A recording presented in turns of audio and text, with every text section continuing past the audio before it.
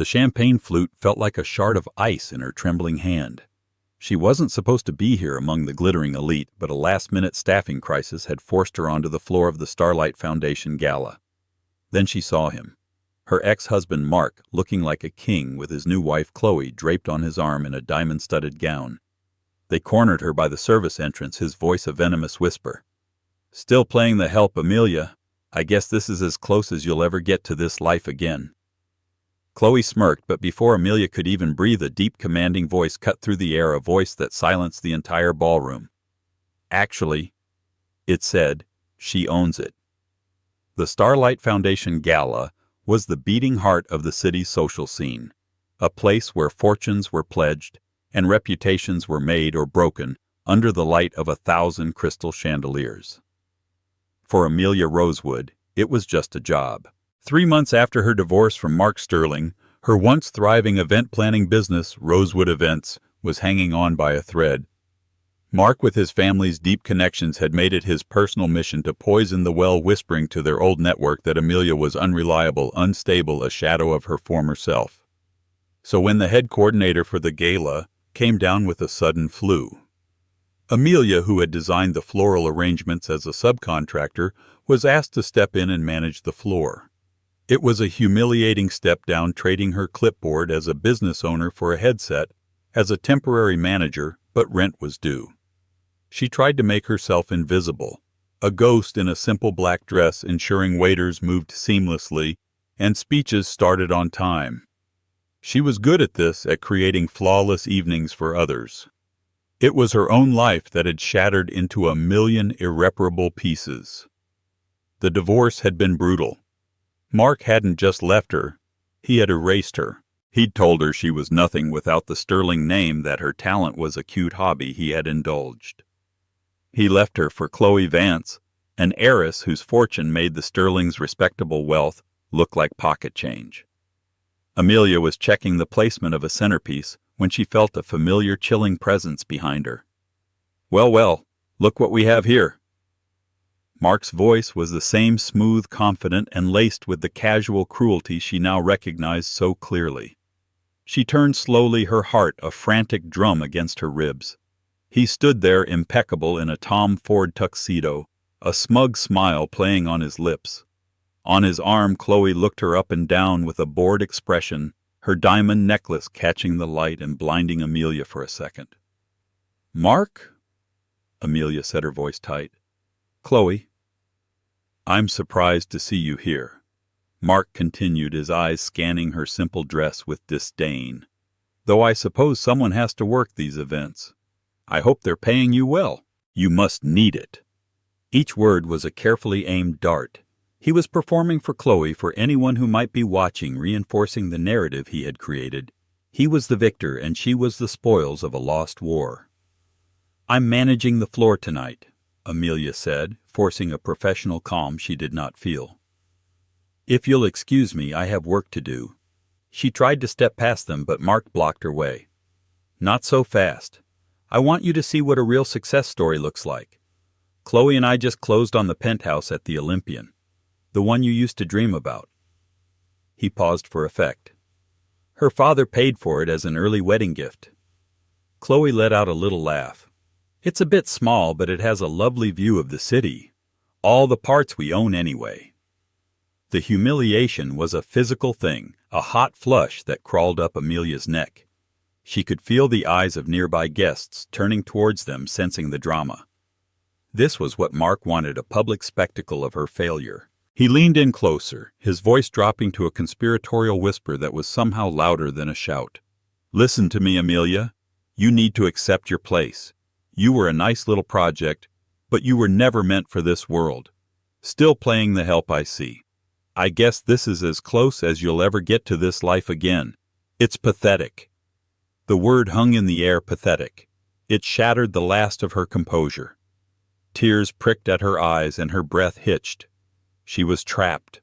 A lowly staff member being dressed down by a major donor and his powerful fiancé.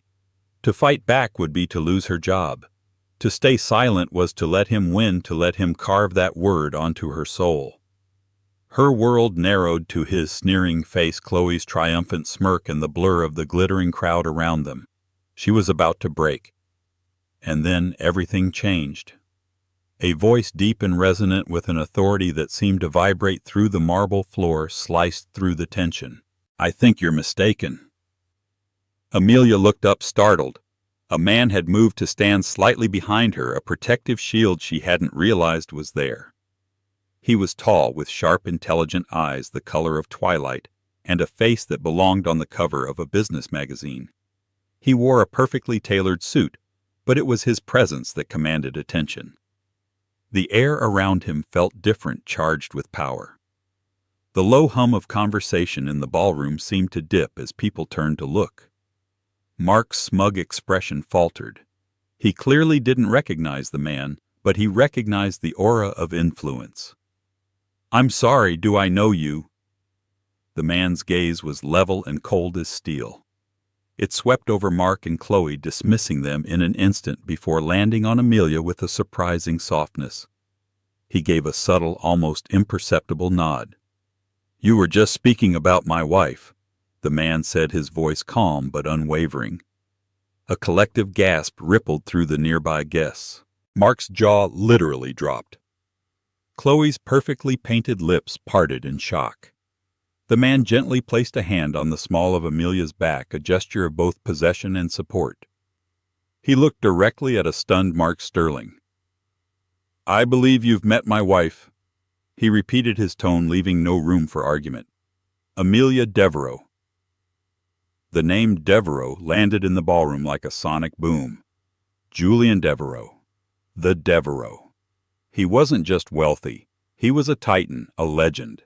A reclusive genius who had built a tech empire from the ground up. His net worth was a figure discussed in hushed, awestruck tones. He was notoriously private, rarely photographed, and his presence at any event was a major coup.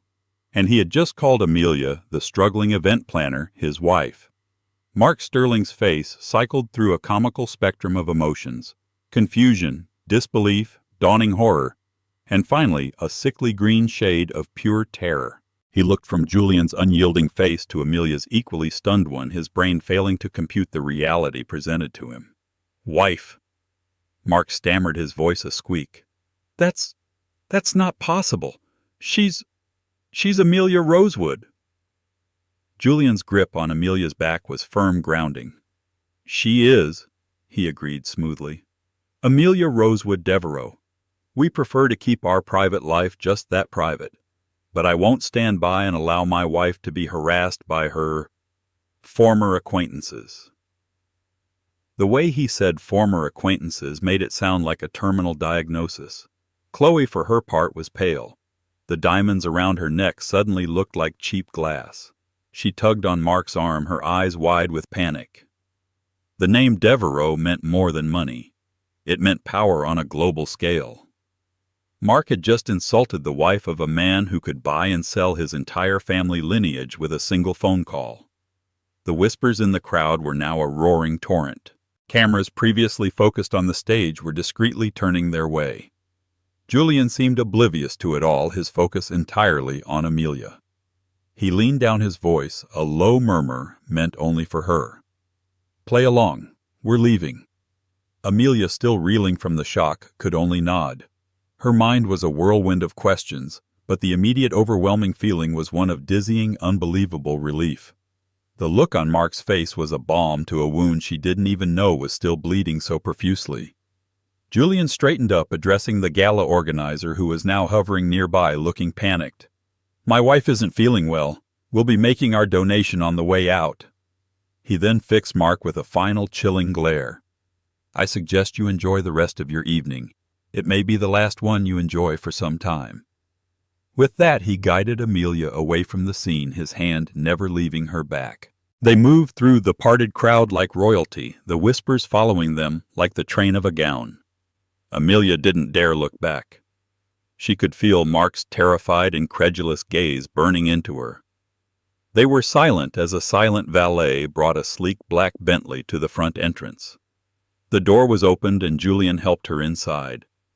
The interior was a cocoon of soft leather and silence, shutting out the world of the gala instantly.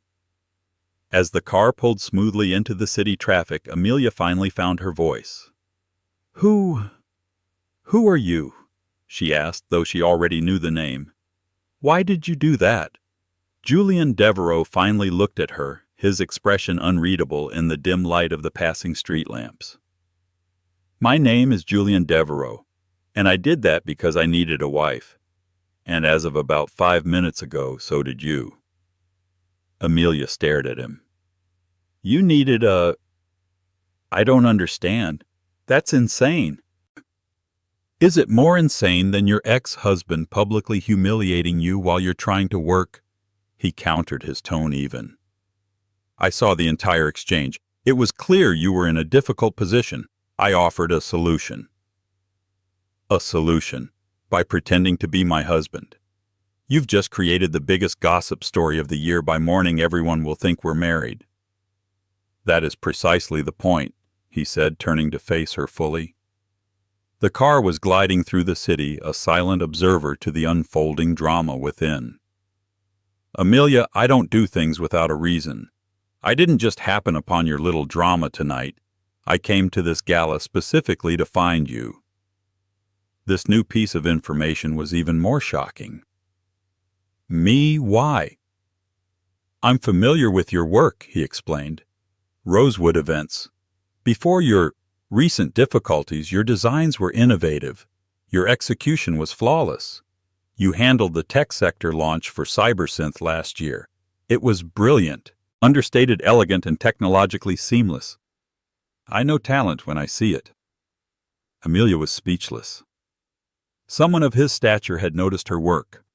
"I am in the final stages of a merger with a very large, very traditional Japanese conglomerate, Matsumoto Corp." Julian continued, his voice all business. "The CEO, Mr. Kenji Tanaka, is old-fashioned. He believes a stable family life is indicative of a stable business partner. He is notoriously wary of what he calls the unsettled bachelor lifestyle of Western CEOs. My marital status has become a sticking point." He paused, letting the information sink in. "Mr. Tanaka is in town for 2 months to finalize the deal. He values discretion and tradition above all else. He would be impressed by a man who married for love and talent, not for public status. A man who married someone like you." Amelia's head was spinning. "So you... What? You want to hire me to act as your wife?" "I want to propose a partnership," he corrected. "A business arrangement. For the next 2 months, you will be Amelia Devereaux. We will attend a handful of events together, host a dinner for Mr. Tanaka, and present a united, stable front. In return for your time and discretion, I will do 2 things. First, I will clear all your outstanding business and personal debts. Second, I will make a capital investment into Rosewood Events that will not only save it, but position it as the premier event planning firm in the city. I will personally see to it that your calendar is filled with A-list clients for the next 5 years. He named a figure for the investment that made Amelia's breath catch in her throat. It was more money than she had ever dreamed of. It was freedom. It was security. It was the ultimate revenge on Mark. "Why me?" she whispered. "You could have any woman in the world.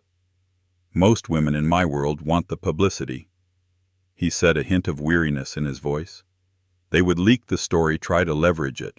You, on the other hand, have every reason to want to be discreet. You have a reputation to rebuild, and as I said, I admire your work. You are professional, poised under pressure, and you have a grace that cannot be bought. You were perfect." The car came to a stop in front of a towering, impossibly sleek residential skyscraper. This was his home. "You don't have to decide now." Julian said, his voice softer now. "But your ex-husband's friends are already checking their phones. The story is already breaking. By morning, the world will believe you are my wife. The only choice really is whether or not you want to be paid for it." He looked at her, his twilight eyes searching her face. "This is your chance, Amelia. A chance to take back everything he tried to destroy. All you have to do is say yes." Amelia followed Julian out of the car and into the private elevator, a silent mirrored cage that whisked them upwards with dizzying speed. Her reflection was a stranger, a woman in a simple black dress, standing next to one of the most powerful men in the world on her way to his penthouse to discuss a fake marriage. The absurdity of it was overwhelming. The elevator opened directly into the apartment, and Amelia gasped. It wasn't an apartment. It was a kingdom in the sky. Floor-to-ceiling windows wrapped around the entire space, revealing a breathtaking 360-degree panorama of the glittering city below. The decor was minimalist but luxurious, all clean lines, rich textures, and priceless modern art. It was a space designed for someone who owned the view, not just rented it. "Can I get you something water-wine?" Julian asked, his voice echoing slightly in the vast open-plan living area. "Water would be great," Amelia managed to say, her voice small. As he moved towards the sleek kitchen, she walked towards the windows drawn by the sea of lights. This was the view from the Olympian, the building Mark had just been boasting about. Julian's penthouse was clearly at the very top, looking down on all the others. The irony was so thick it was almost suffocating. He returned with 2 glasses of water, handing one to her. "So," he began, getting straight to the point, "what do you think?" Amelia took a long sip of water, trying to gather her thoughts. "I think you've put me in an impossible position." "I've put you in a powerful one," he countered. "Right now, your ex-husband is probably hyperventilating. Every person at that gala is scrambling to figure out who you are. Tomorrow, you will be the most talked-about woman in this city. You can either be the subject of a confusing rumor, or you can be the enigmatic, brilliant wife of Julian Devereux. The choice is yours." He was right. The narrative was already written. He was just offering her a co-author credit. "If I do this," she said slowly, testing the weight of the words, "there have to be rules. A contract." A hint of a smile touched Julian's lips. "I would expect nothing less. I had my lawyer, Mr. Harrison, begin drafting an agreement this evening." He gestured to a large mahogany desk in the corner of the room where a slim leather briefcase sat. "This isn't something I decided on a whim, Amelia. I've been considering this problem with the Matsumoto merger for weeks. When I found out you were the talent behind the CyberSynth launch, and then learned of your situation with Mr. Sterling, the pieces fell into place. You were the perfect candidate." He retrieved a thick document bound in a professional cover. "Let's discuss the terms." For the next hour they sat on a large, comfortable sofa overlooking the city and went over the contract. It was meticulously detailed. The public front. They were to present as a deeply private couple who had married secretly 3 months ago, shortly after her divorce was finalized. The story would be that they met through a mutual acquaintance in the tech world a year prior, and had a whirlwind romance they kept out of the public eye. Living arrangements. For appearances, she would move into his guest wing. It was a suite of rooms larger than her entire apartment, complete with its own living area, office, and balcony. She would maintain her own apartment, but this would be her official address for the duration of the contract. Public appearances. A schedule of required appearances was outlined. 2 more charity galas, a private dinner party at the penthouse for Mr. Tanaka, and a weekend trip to Julian's estate in Napa where Mr. Tanaka would be a guest. Personal knowledge. They would need to know the basics about each other to pass scrutiny. A dossier on Julian's life career, likes and dislikes, was attached. He would expect her to provide a similar one. No intimacy clause. A crucial point. The contract explicitly stated that the relationship was to be purely platonic. There would be no romantic or physical entanglement. A breach of contract on either side would render the agreement null and void. The compensation. The financial details were even more staggering on paper. The initial investment in her business, the clearing of her debts, and a substantial personal stipend for the 2-month period. An additional discretion bonus would be paid upon the successful signing of the Matsumoto merger. The exit strategy. At the end of the 2 months, they would issue a joint statement announcing an amicable separation, citing the pressures of their demanding careers. A generous severance package and a lifelong non-disclosure agreement were built in. It was a cold, calculated, brilliant business deal. "This is thorough," Amelia said, placing the document on the glass coffee table. "I don't believe in leaving things to chance," Julian replied.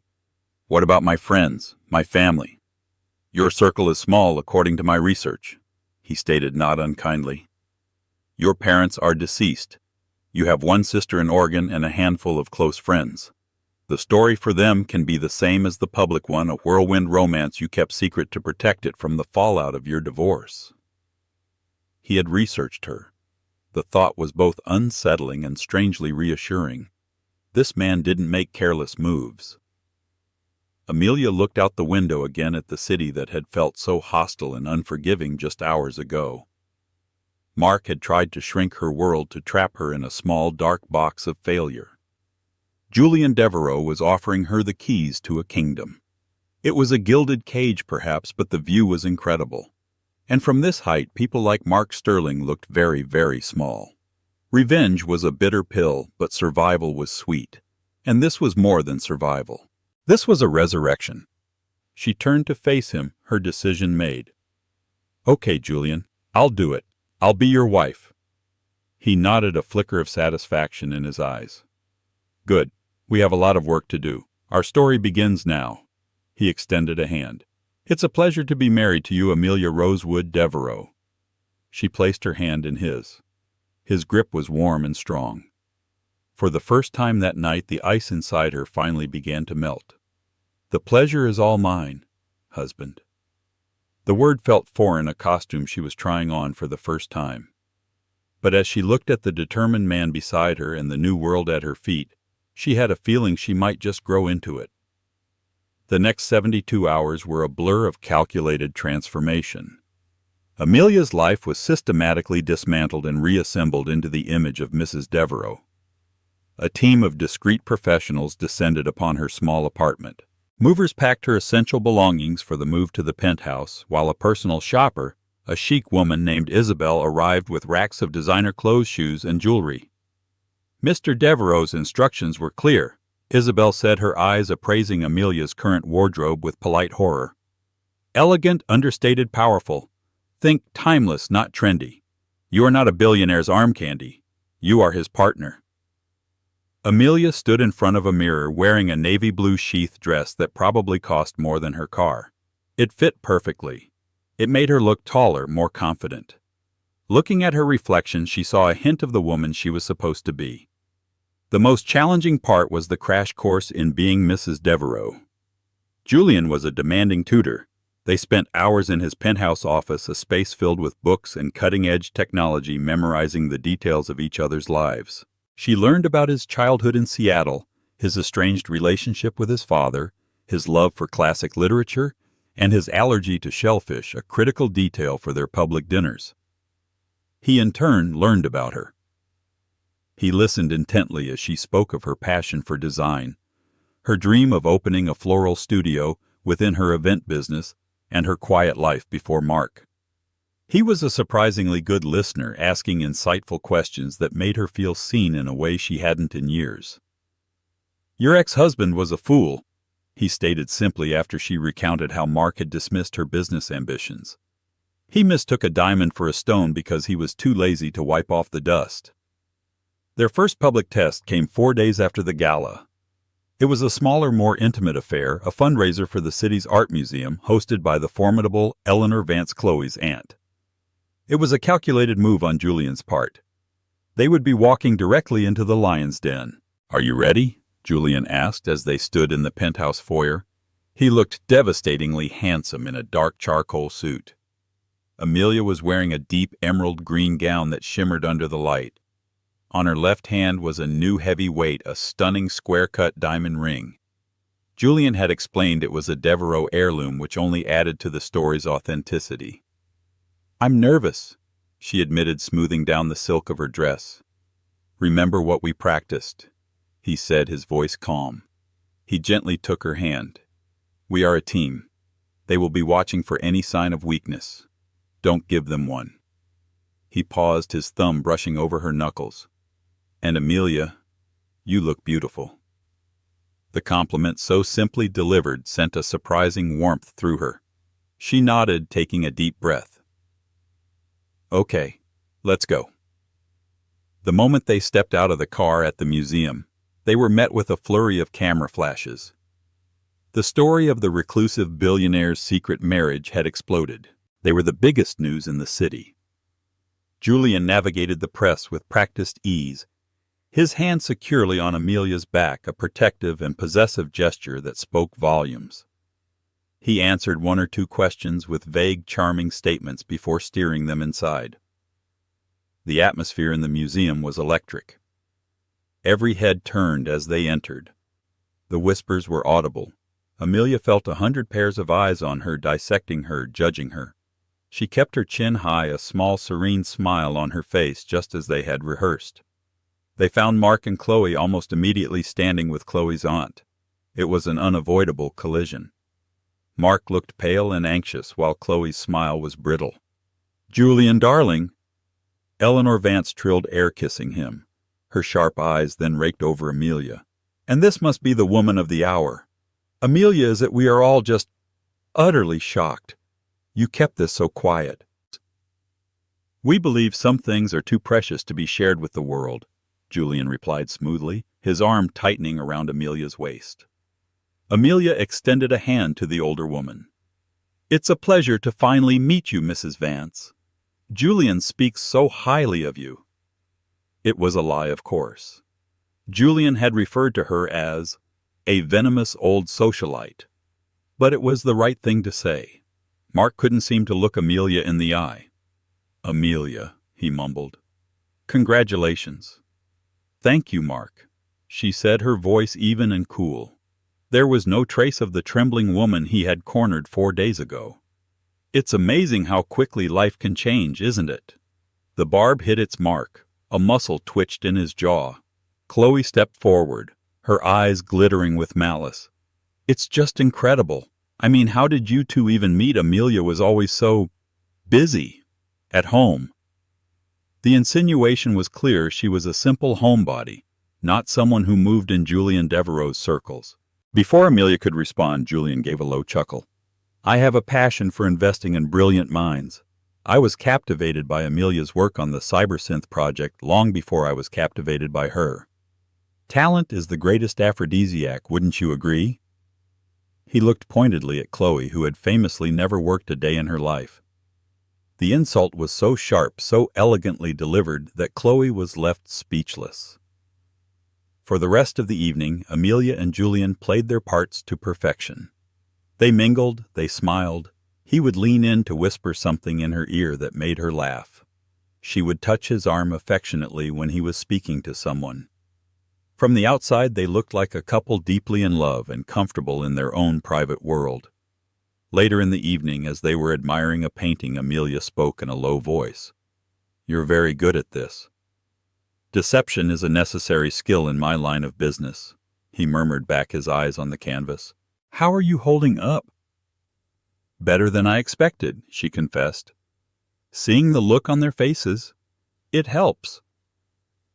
"Good," he said, "because the real test is yet to come. Mr. Tanaka arrives in 3 weeks. This is just the dress rehearsal." As the night wound down, Julian guided her to the terrace overlooking the museum's gardens. The air was cool, and the city lights twinkled in the distance.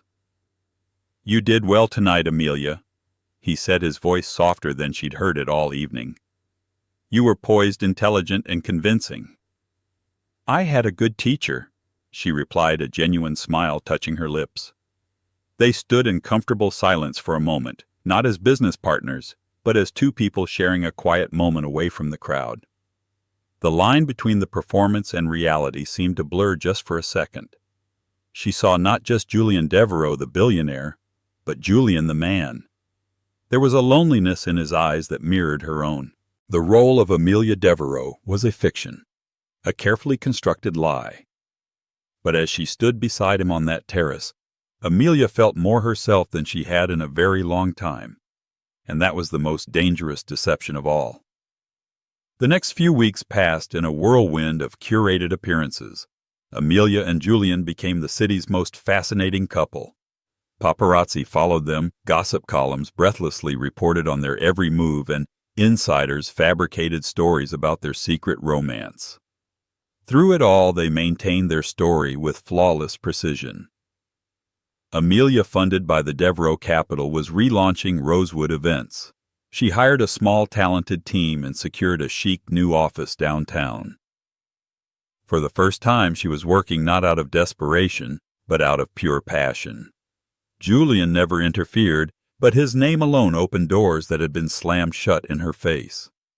Contracts started pouring in. She was becoming a success in her own right, separate from the Devereaux name, and the confidence it gave her was intoxicating. Julian, meanwhile, was preparing for the final negotiations with Mr. Tanaka. The pressure was immense, the deal worth billions. At night, he and Amelia would debrief in the penthouse's library, going over their day. These sessions became less about rehearsing their story and more about genuine conversation. She would talk about a difficult client or a breakthrough in a design concept. He would vent about the complexities of the merger or share a frustrating detail about his board of directors. They were building a real friendship, an alliance forged in the fires of their mutual deception. Amelia found herself admiring his sharp intellect and his surprisingly dry wit. He, in turn, seemed to appreciate her resilience and her no-nonsense perspective. But their carefully constructed world was not without its threats. The first crack in their facade came in the form of a gossip columnist named Beatrice Vance, a woman known for her sharp pen and her ability to uncover the most deeply buried secrets. Beatrice also happened to be Chloe Vance's second cousin. Beatrice's columns started subtly filled with praise for the city's new power couple. But then the tone shifted. She began planting seeds of doubt. How did no one see this romance blossom, she'd write. For a man as private as Devereaux, this marriage seems uncharacteristically public. She started digging into Amelia's past, interviewing disgruntled former clients that Mark had undoubtedly pointed in her direction. The second, more direct threat came from Mark himself. Humiliated and furious, he was looking for any way to discredit Amelia. He couldn't attack Julian directly, that would be career suicide. But he could try to tear down Amelia, hoping the entire edifice would crumble with her. He started a rumor that Amelia's new success was entirely funded by divorce money she had hidden from him, painting her as a conniving gold digger. The stress began to take its toll.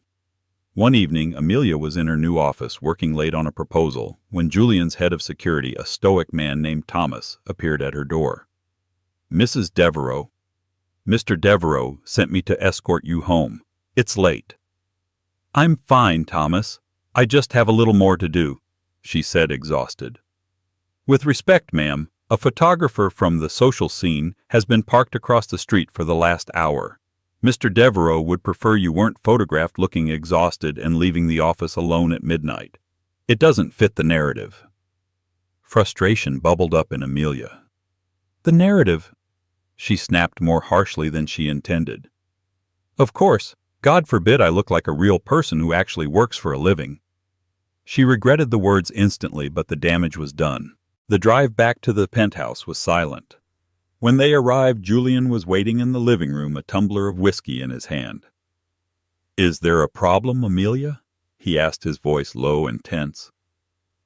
"No, Julian, everything is perfect in our fake little world," she retorted, the day's stress spilling over. "I just forgot for a moment that every second of my life is now a performance. I can't even be tired without it being a breach of contract." "This was the agreement," he said, his eyes hardening. "Did you think it would be easy? Did you think Mark and his cronies would just roll over and accept it? Beatrice Vance is trying to prove you're a fraud, and you looking like a real person is exactly the ammunition she needs." "I am a real person," she shot back, her voice rising. "With a real business that I am trying to run. I am not just a doll you can dress up and put on display for your Japanese investor." The accusation hung in the air between them, sharp and ugly. It was the first time they had fought, and the intimacy of the argument felt more real than any of their staged affections. Julian's jaw tightened. He put his glass down with a heavy thud. "You think that's all this is to me? You think I went to all this trouble just to put a doll on display?" He took a step closer, his towering presence filling the room. "I invested in you, Amelia, not the act. In you. I saw your talent when your own husband refused to. I've given you the tools to rebuild, but you're the one doing the work. Don't you dare suggest I don't respect that." His voice was raw with an emotion she couldn't quite place. It wasn't just anger. It was something deeper, something that felt hurt. Amelia's anger deflated, replaced by a wave of shame. He was right. He had given her this chance. He was under just as much pressure as she was, if not more. "I'm sorry," she whispered, looking at the floor. "I'm just tired. Tired of hiding, tired of the whispers." He was silent for a long moment. When he spoke again, his voice was softer. "I know." He walked over to the window, looking out at the city. "I've been living a version of this my entire life, Amelia. My father always said my life wasn't my own. It was an asset of the company. Every decision scrutinized, every relationship a potential liability. It's a lonely existence." It was the most personal thing he had ever said to her. She came to stand beside him, their reflections captured in the dark glass. Below them, the city was a tapestry of anonymous lives, full of real love and real struggles. "This is harder than I thought it would be," she admitted quietly. "The best things usually are," he replied. He turned to face her, his expression serious. "Beatrice Vance is a problem. Mark is a problem. They're looking for cracks. We cannot give them any, especially not now. Mr. Tanaka arrives next week." He reached out his hand, hovering for a moment before he gently tucked a stray strand of hair behind her ear. The simple touch sent a jolt through her, an unexpected spark in the platonic space they had so carefully constructed. His fingers brushed against her cheek, and for a breathless second their eyes locked. The no-intimacy clause of their contract seemed to be screaming in her mind. He pulled his hand back as if burned a flicker of something unreadable in his eyes. He cleared his throat. "Get some rest, Amelia," he said, his businesslike tone firmly back in place. "We have a dinner to plan. It needs to be perfect." He turned and walked towards his wing of the penthouse, leaving her alone with the city lights and the frantic, traitorous beating of her own heart. The facade hadn't just cracked for the public. It had cracked for them too. And Amelia was terrified to see what might slip through. The week leading up to Mr. Tanaka's arrival was a masterclass in controlled chaos. Amelia threw herself into planning the dinner party, every detail curated to perfection. She worked with Julian's chef to create a menu that fused Japanese and American cuisine, and she designed the floral arrangements herself using Ikebana principles of minimalism and form that she knew the traditional CEO would appreciate. It was her work, her talent on display, and she was determined to make it flawless. Julian, watching her work, was deeply impressed. He saw her orchestrating his household staff with a quiet authority and a kindness that earned their immediate loyalty. She wasn't playing the part of the lady of the house. She was embodying it naturally and effortlessly. The night of the dinner, the penthouse was transformed. Soft lighting, fragrant cherry blossoms, and the gentle sound of a koto playing from a hidden speaker created an atmosphere of serene elegance. Amelia, in a stunning, high-necked crimson dress, looked every bit the gracious hostess. Mr. Tanaka was an older gentleman with sharp, observant eyes and a warm smile. He was accompanied by his wife, a quiet, elegant woman named Mariko. From the moment they arrived, Mr. Tanaka's gaze missed nothing. He observed the way Julian's hand rested on Amelia's back, the easy smile she gave him when he spoke, the seamless way they functioned as a team. Dinner was a resounding success. The conversation guided by Julian was engaging.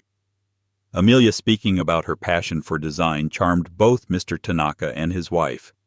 She noticed Mariko looking at the centerpiece, a stunning arrangement of white orchids and black river stones. "This is beautiful," Mariko said in quiet, accented English. "It has such harmony. Did you create it?" I did, Amelia replied with a smile. I've always believed that flowers have a language of their own. Later, as Julian and Mr. Tanaka retired to the study to discuss business, Amelia sat with Mariko in the living room. Your husband, Mariko said, her eyes twinkling. He is a very brilliant man, but I have met many brilliant men. Their minds are always working, always calculating. It is rare to see one with a quiet heart. She looked pointedly at Amelia. You quiet his heart. Amelia was taken aback by the observation. He is a very special man. A marriage, a real one, is not about perfection, Mariko continued gently as if sharing a great secret. It is about two imperfect people who find a perfect way to be together. The way he looks at you when he thinks no one is watching. That is not in any business contract. Amelia's breath hitched. Had their acting been that good? Or was it no longer acting at all? The thought terrified and thrilled her in equal measure. The evening ended with handshakes and promises of future meetings. The merger seemed all but guaranteed. After their guests had departed, a quiet energy remained in the vast penthouse. Well, Mrs. Devereux, Julian said, loosening his tie as he walked towards her, you were magnificent. You weren't so bad yourself, Mr. Devereux, she replied, a genuine smile on her face. The formalities of their names now felt like an inside joke. Mr. Tanaka was incredibly impressed, not just with the business projections, but with this.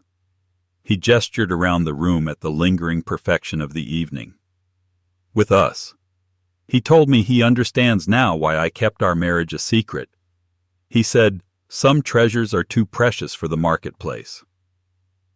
They stood close, the adrenaline of the evening slowly fading, leaving something else in its place. A comfortable, charged silence. Mariko said something to me, Amelia confessed in a low voice. She said she could see the way you look at me when you think no one is watching. Julian's gaze intensified. He took a step closer, closing the small gap between them. And what do you see, Amelia? He asked, his voice a low murmur. When you look at me. Her heart was hammering against her ribs. She was looking at a man who had rescued her, challenged her, and believed in her. A man she was supposed to be deceiving, but who had somehow become the most honest part of her life. I see you, she whispered. He lifted his hand, his fingers tracing the line of her jaw with an agonizing slowness. His touch was electric, a current that ran through her entire body. All the unspoken words, all the stolen glances, all the moments where the line between role-playing and reality had vanished, it all culminated in this single breathless moment. His head lowered, his lips just inches from hers.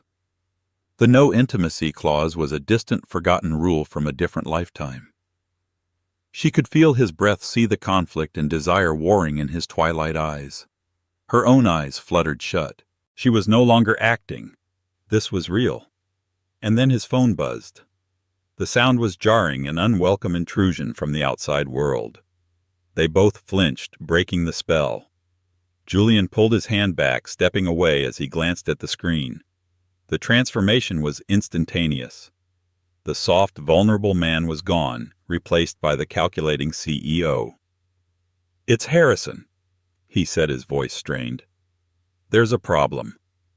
Amelia wrapped her arms around herself, a sudden chill sweeping through her. The moment was gone, shattered. What is it? Julian's face was grim as he read the message. It's Beatrice Vance. She's publishing a story tomorrow morning. The headline is, The Billionaire's Bogus Bride. How Amelia Rosewood Fooled the City. She claims to have an inside source, a sworn affidavit from someone close to the situation, proving our marriage is a complete fraud. Amelia felt the blood drain from her face. An inside source. Who could it be? Julian's eyes met hers, and in them she saw a cold, hard certainty. There's only one person who would be this desperate, this malicious. Mark, she breathed. The contract, the merger, their carefully built world, it was all about to come crashing down. And this time Amelia feared not for her business or her reputation, but for the loss of something far more valuable, something she hadn't even realized she had, until the moment she was about to lose it. Julian. The morning after their perfect evening, the city awoke to Beatrice Vance's poison pen. Her front-page article, "The Billionaire's Bogus Bride," was a vicious assault on their story. It painted Amelia as a desperate fraud, citing a sworn affidavit from a source close to Mark Sterling that proved the marriage was a sham. The penthouse, once a sanctuary, now felt like a war room. Amelia paced the words on the screen, blurring through her panicked tears. Julian, however, was a statue of cold fury, his eyes fixed on the city below as he spoke to his legal team. "It's over, isn't it?" Amelia whispered when he hung up. "He won." "No," Julian said, his voice deadly calm. He turned from the window, his gaze locking with hers. "This is no longer about a merger. He came after you. Now I'm coming for him." The fight was no longer business. It was personal. "We're going to the symphony ball tonight. Beatrice, Chloe, and Mark will all be there waiting for us to hide. We're not going to hide. We're going to end this." That evening the air was thick with the tension of an impending battle. As Amelia finished getting ready in a simple but elegant midnight blue gown, Julian met her. He wasn't empty-handed. He held a small velvet box. "Our story is that we never exchanged proper rings," he said, opening the box to reveal a stunning diamond wedding band. "It's time we corrected that." His voice was low and steady as he slid the ring onto her finger. It fit perfectly. "Now," he murmured, his eyes holding hers, "it's real." Their arrival at the symphony hall silenced the room. A storm of whispers and camera flashes followed them as they walked directly toward the center of the floor where Mark, Chloe, and Beatrice stood like a coven of triumphant vultures. Mark's face split into a smug grin as he started towards them, ready for a public confrontation. But Julian was faster. With a quiet word to the event organizer, a single chime silenced the hall. All eyes turned to him. "Good evening." Julian's voice resonated through the space, calm and commanding. "I apologize for the interruption. My wife and I would like to address the creative fiction many of you read this morning." His gaze swept the room, landing like a physical blow on Mark. "It seems Mr. Mark Sterling has been particularly imaginative." Mark froze, the color draining from his face. "He has accused my wife of fraud," Julian continued, his voice turning to ice. "So let's talk about real fraud. Let's talk about Sterling Development Group, a company that has been using investor funds from a new housing project to cover massive undisclosed losses. A company whose books are so fraudulent, I'm sure the SEC will be fascinated to see the full report my accounting division is sending them in the morning." A collective gasp swept the ballroom. Chloe stared at Mark in horror. He was ruined, and he knew it. Julian dismissed him with a final contemptuous look. He turned to Amelia, his expression softening as he gently touched her cheek. His voice now loud enough for everyone to hear. "My wife is the most honest and talented person I have ever known. Her only mistake was once believing in a man completely unworthy of her. His foolishness was my great fortune." He looked directly at her, the entire room and its drama fading away, until it was just the two of them. "I love you, Amelia Devereaux," he said, his voice thick with an emotion that was raw and undeniable. "And that is the only truth that matters." Before she could react, he leaned in and kissed her. It wasn't a performance. It was a deep, passionate kiss filled with every unspoken word and stolen glance, sealing their story not as a contract, but as a promise. The room erupted into applause, a thunderous confirmation of their victory. Mark Sterling stood alone in the silence of his own destruction, a ghost at a feast that was no longer his. The weeks following the symphony ball were a blur of victories. The Matsumoto merger was signed with celebratory toasts, and Mark Sterling's empire crumbled into dust under the weight of his own deceit. The contract, the reason for their elaborate charade, was now fulfilled. One evening, Amelia and Julian stood on the penthouse balcony, the silence between them heavier than it had ever been. The 2 months were up. The game was over. Was it all just part of the show? Julian?" Amelia asked quietly, her voice barely a whisper against the city breeze. "What you said at the ball was that the grand finale to the performance." Julian turned to her, his face serious in the twilight. "The show was about destroying Mark and protecting you. That was the plan. But what I said, that was for me. And for you." He stepped closer, his gaze intense. "This arrangement started as a means to an end, Amelia. But somewhere between the fake smiles and the shared secrets, it became the most real thing in my life. You made this empty apartment a home. You made me better." Before she could respond, he pulled the thick legal contract from his jacket pocket. "This document is what brought us together," he said, his voice low and certain. He then ripped it cleanly in half, then again letting the pieces fall from his hand. "But it's not what will keep us together." He took her hands, his grip warm and steady. "I don't want to follow an exit strategy, Amelia. I want to start a real beginning. Forget the contract. Be my wife for real." Tears of pure joy streamed down Amelia's face. All the fear, all the uncertainty washed away in that one perfect moment. She threw her arms around his neck, her answer a sobbed, "Yes."